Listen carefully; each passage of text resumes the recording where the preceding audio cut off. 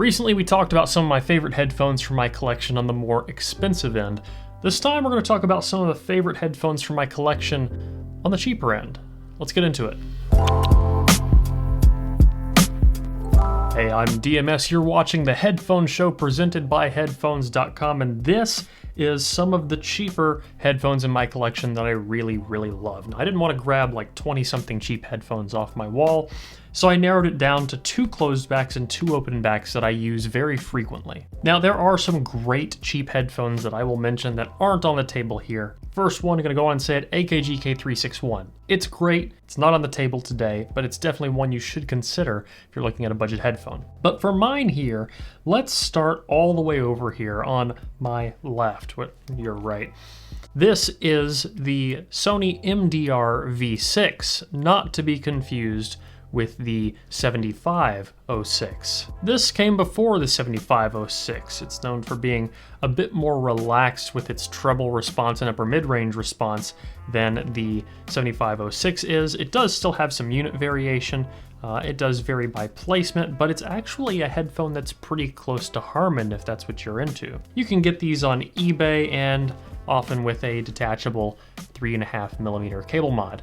Now, the downsides of this headphone, well, the pads are very thin. They are practically an on-ear pad, but they're soft enough and the headphone's light enough that I find it comfortable for pretty long sessions. I primarily use this when I'm working, sitting at my computer doing video editing or something like that. And I find overall it's a pretty great reference when I am working on my audio. Let's go to the other end and talk about an open back. This is the AD500X from Audio Technica. A very affordable open back headphone known for being lightweight, budget friendly, and it has these interesting little wings instead of a traditional headband or a suspension strap. These do swivel, but there's not much tilt in the cups, so comfort will vary. For me, I get more pressure on the bottom than on the top, but I would rather have more pressure on the bottom than on my temples, and it makes them a pretty comfortable headphone for glasses users. Some people find that this sinks down a little bit farther than they'd like,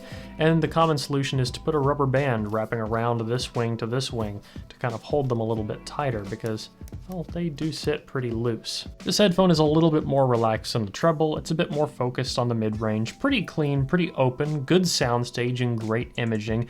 This is a personal favorite out of the collection here for things like video games. But I also enjoy it for things like electronic music, as I find the bass to be a little bit more present in the sub-region than things like the 6XX, which of course everyone knows the 6XX. We'll wrap around to that one last. But the 8500X, well, it's solid. I like it more than the 700X, the 1000X, or even the 2000X. Granted, those headphones do resolve more detail, but I just prefer the tuning of this one over the others. I also like to keep it around because, well, it's nice to mix things up. Sure, I can grab a set of clears or Arias off the wall, but sometimes it's nice to sit down and listen to my humble 8500X. And all things considered at its price, it's a decent performing headphone. I like it quite a bit, and I would take it any day over something like the SHB 9500 or 9600 in terms of build, comfort, and sound quality. It's also not a bad looking headphone. I mean, it is plasticky. There is not a detachable cable, which is a deal breaker for a lot of people, but I think it looks good. It feels good. You can swap the pads on it if you really want to, and that's that, 8500X. Next, let's go back to closed back. This is the Rode NTH100, the closed back Rode. Their entry into the headphone world. Now, this had some mixed opinions on it. There's a few quirks that you need to know about this headphone. Number one, well, the adjustment mechanism right here is interesting. It's a locking mechanism, so it doesn't move unless it's unlocked. This thing has been through it, and it's had some problems. You can see mine has a crack right here. Now, has it fallen apart? No. I haven't noticed any changes since that crack appeared, but this headphone has traveled with me around the world. I had this in my backpack when I was doing all kinds of different video projects. It's also worth noting the detachable cable can plug in either side with a twist lock 3.5mm, but whichever side it's not plugged into, you need to plug with this little bitty rubber piece, otherwise you get uneven bass seal in each ear. Now, why do I like this? Well, it is a warmer sound than the AKG K361. I'd still say relatively neutral. It's closer to like Crin's target, so a bit leaning warm, but there's still decent treble in it. While not the most resolving thing in the world, I found it very good for pretty much any genre of music. I never really disliked it. It's not as easy to power as the MDR V6, so it's a bit harder to use with audio interfaces like my Zoom if I'm trying to monitor on the go, but one thing it does extremely well is that these pads, while small, they're really comfortable. They keep cool. They don't get super hot while I'm wearing them. It almost feels like they're using a cooling gel of some kind.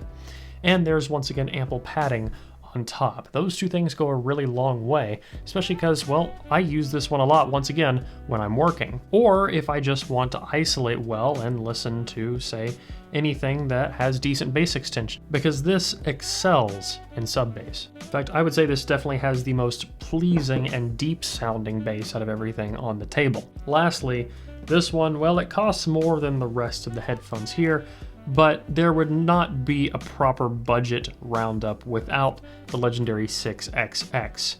This is a headphone that I've kept in one way, shape, or form for so many years. I've had the HD650 for, gosh, at least 10 years now, if not more. And the 6XX is a continuation of that. If I had to only have one headphone forever, it would probably be the HD650 or the 6XX as a substitute for it. There are better things out there in almost every facet, but the 6XX and HD650 are so easy to live with, and they're pretty reasonably priced. They last a long time, they're user serviceable, it's just a great headphone in every regard, and so many people love it. Now, it's not for bass heads. If you want deep, powerful sub bass, well, you should consider a closed back out of this list. And if you want more soundstage and imaging, well, there's the 8500X, but each of these headphones is special to me. That's why they're a part of my collection on the budget end. Another honorable mention would be the JBL Tune 710BT, a very budget-friendly Bluetooth headphone. Small pads, kind of crappy build, but incredibly well-tuned at its price. If you want a cheap Bluetooth headphone, JBL Tune 710BT is another great budget option. So there we have it. What do you think about these headphones, and what would you have in your budget-oriented collection? I feel like this covers 4 bases that I really like. My main professional use for monitoring, a bit more warmth and bass, mid-range focus open back, and then an open back with a little bit less treble but great soundstage and imaging. Let me know what you think in the comments section down below. But I think that is going to wrap up this video, guys. If you liked it, please leave a like down below, a comment letting me know what you want to see in the future. If you want to get active in the community, you can at the forums or the Discord, both linked in the video description. And as always, don't forget to stick around and subscribe for more videos like this in the future. Until next one, guys. Peace.